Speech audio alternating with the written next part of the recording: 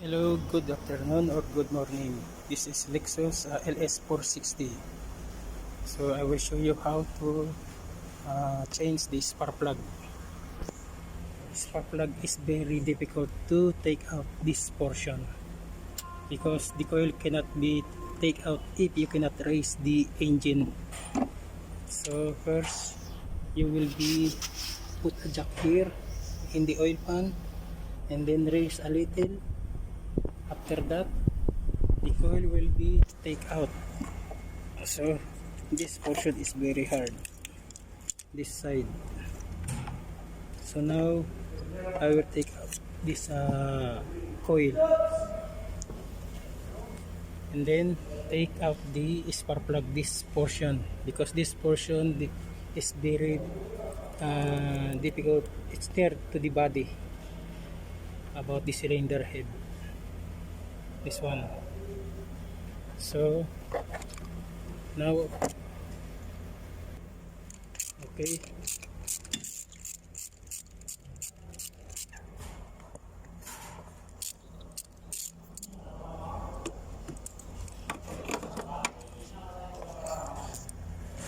that one.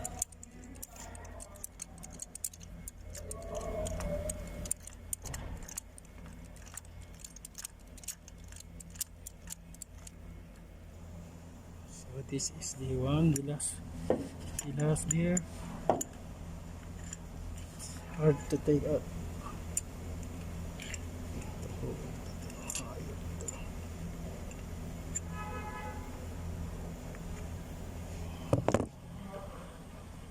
Now we will get tight there.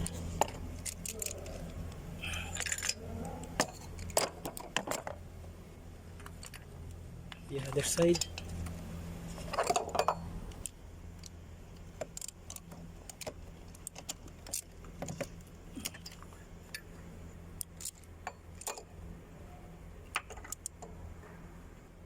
Then put oil. Now we will put the coil.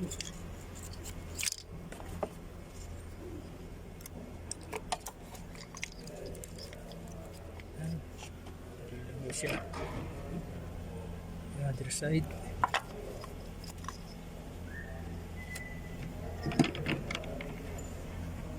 Here, last.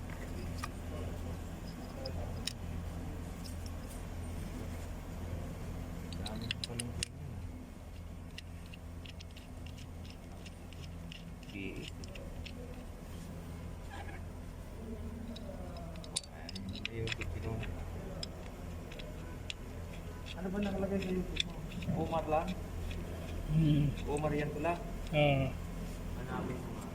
Hindi ko na. This is the side of this. Very hard to take out this portion of coil here. So you must be put a jack into the oil pan. That is the technique of that.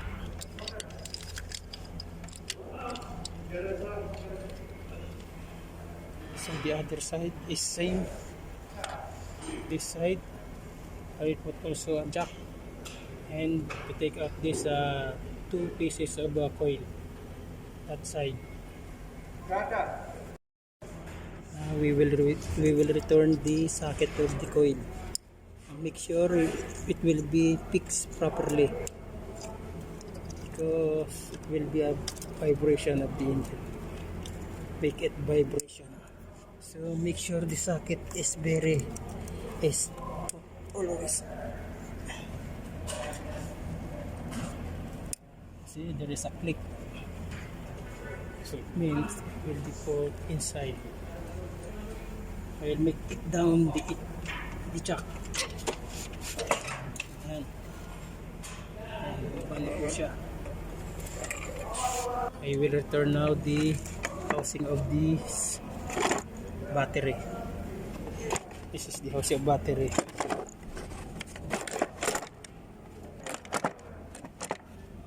Okay.